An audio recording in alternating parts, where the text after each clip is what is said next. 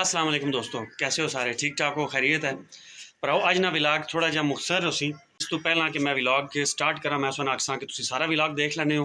Like को ना करने, सबसक्राइब को ना करने, शेयर को ना करने यार। सब तो पहला लाइक करो, सबसक्राइब कर लो, शेयर कर लो।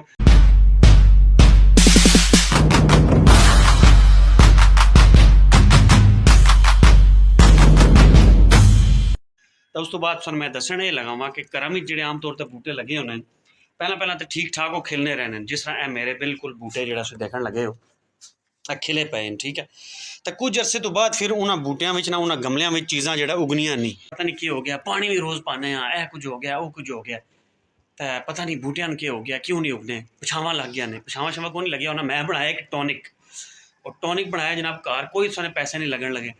कार जो चीज़ां पईयां उस उन्होंने टॉनिक बन सी, वो तुसी रोज़ जो पाना, एक तो 2 दिन छोड़ के जो पौधे जो पास होता है ठीक हो जाए। बनाने तरीका कार भी मैं तुहानू दसा, एंड तक मेरे नाल जुड़े रहे।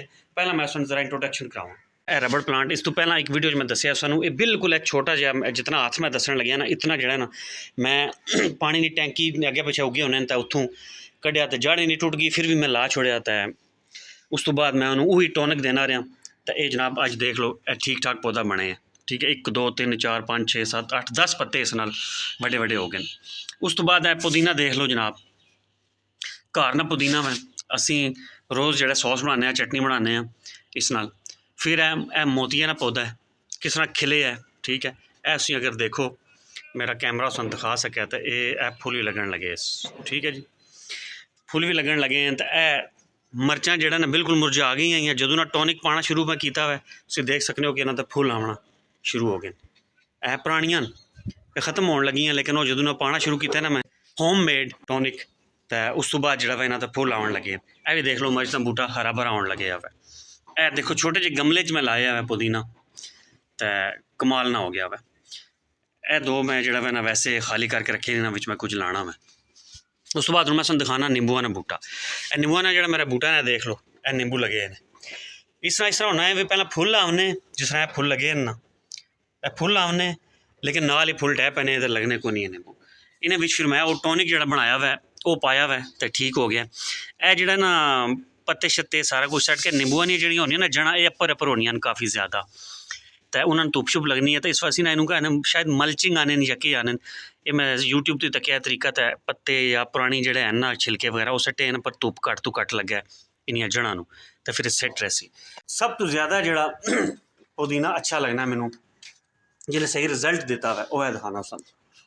यह देखो, हालांकि टोकरी है एक कबाड़ जी टोकरी, उन्हें मैं गत्तिया नाल ना बंद करके सुराख ऐसा गत्ते रखे हैं। ठीक है, चवा पासे मिट्टी भर छोड़ी है, तो पुदीना लाया वै। ये भी एक वीडियो इस देख सकते हो, पुरानी वीडियो मेरी जाके तक सो ना, उन्हें मैं जो वै ना लाण लगे वहाँ। वो मैं चीज़ बनाना किस तरह वा, कुछ भी नहीं सी करना। जी वड्डी किसी भी मशरूब की बोतल होनी है ना, उसनों लैना मैं तुसी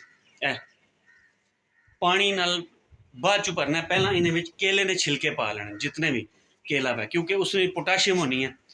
पोटाश खाद भी जी है ना, वो भी इो चीज़ है। पोटाशियम वाला पानी पहला पा लेने छिलके, उस तो बाद पानी नाल भर के इन्हू छावें रख छोड़ना तकरीबन 2 तो 3 दिन। फिर इो पानी से थोड़ा थोड़ा थोड़ा थोड़ा जो है देना है, खत्म कर छोड़ना। एक दिन में सारे दे के खत्म कर छोड़ना, फिर पानी पा के रख छोड़ो तकरीबन 3 4 जो ना दिन। इो कुछ करना मैं दसों ने पौधे देखे। फिर फुरकान क्या बात है, अंदर आओ जरा, बिल देख लो कितना है। क्या हुआ? 15,000 बिल आया दोस्तों, बहुत ही इमरजेंसी हो गई है, इस वजह मैं चलिया। लाइक लाजमी करें, सबसक्राइब करें तो शेयर करें। बिल मैं जरा तक लवा, अगले भी ला के दसा कि होया सन।